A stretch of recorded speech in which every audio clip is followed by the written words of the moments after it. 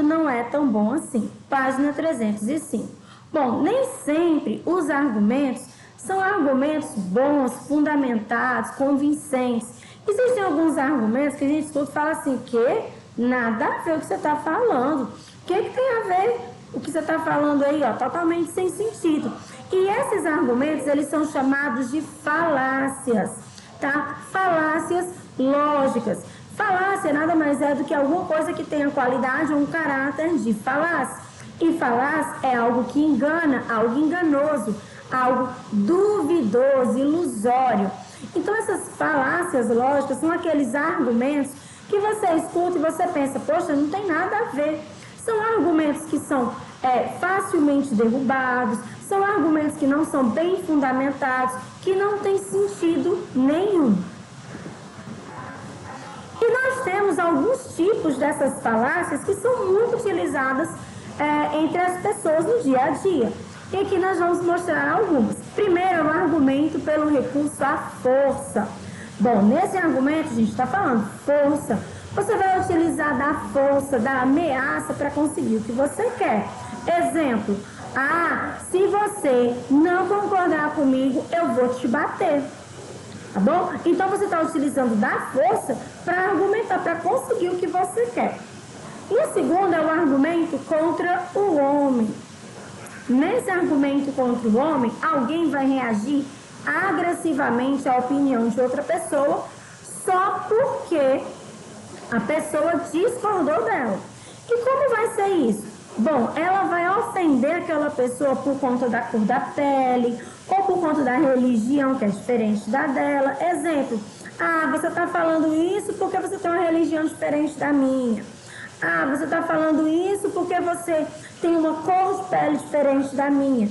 Então você vai o quê? Você vai contra as características daquela pessoa, justamente porque ela não concorda com você. Apelo à ignorância. Nesse apelo à ignorância, não é a ignorância da força, né, da brutalidade. É a ignorância pela falta de conhecimento. É aquele argumento em que você fala assim, olha, isso aqui é verdadeiro porque você não conseguiu provar que é falso. Fala que por que é falso. Você não sabe por que é falso? Então ele é verdadeiro. Né? Ou seja, alguma coisa, ela vai ser mentira só porque você não tem certeza que é verdade? Não tem nada a ver, né, gente? Então, assim, esse apelo à ignorância é a ignorância pela falta de conhecimento. Apelo à piedade. Esse apelo à piedade é aquele que você vai tentando comover a pessoa, fazer a pessoa sentir pena de você e por isso ela vai concordar, vai te ajudar. Olha um exemplo.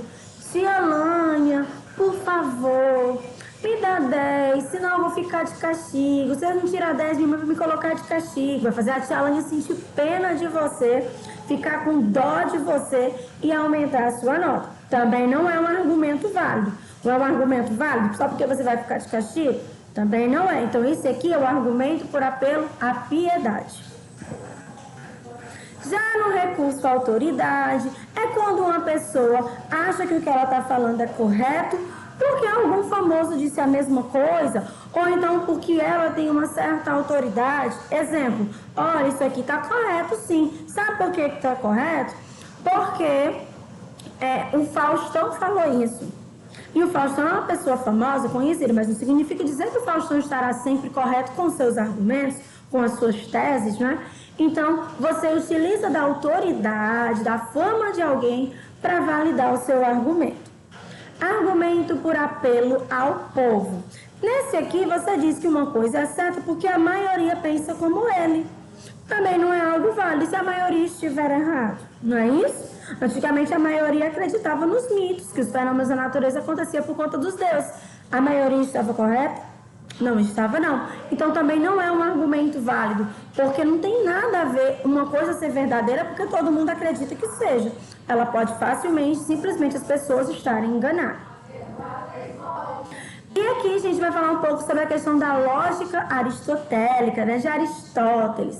Bom, a lógica aristotélica, ela tem como objetivo estudar a relação entre o pensamento com a verdade. Ela vai relacionar o que nós pensamos com o que realmente é uma verdade. pode ser considerado uma ferramenta para analisar se os argumentos utilizados em certas premissas levam a uma conclusão coerente.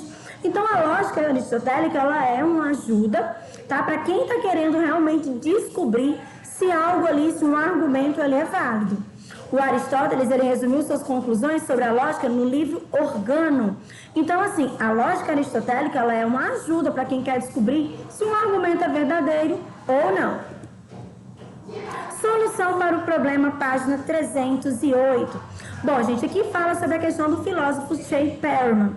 Ele estudou muito sobre essa questão da argumentação, certo? E mais do que afrontar ou conquistar a piedade de uma pessoa que você está conversando, o mais importante é despertar a convicção da pessoa com quem você está conversando. Ou seja, o que é convicção? É aquela pessoa ter certeza do que você está falando é verdade. Então, nada de ficar ameaçando, nada de ficar fazendo a pessoa ter pena, apelando para a piedade. O ideal é fazer com que a pessoa acredite que o que você está falando é verdade, que ela fique convicta disso, tá? Então, o melhor argumento sempre será aquele que deixa uma pessoa com certezas sobre o que ela está ouvindo. Então, esse sim é o melhor argumento. É o argumento em que você mostra para aquela pessoa que você tem certeza sobre o que você está falando.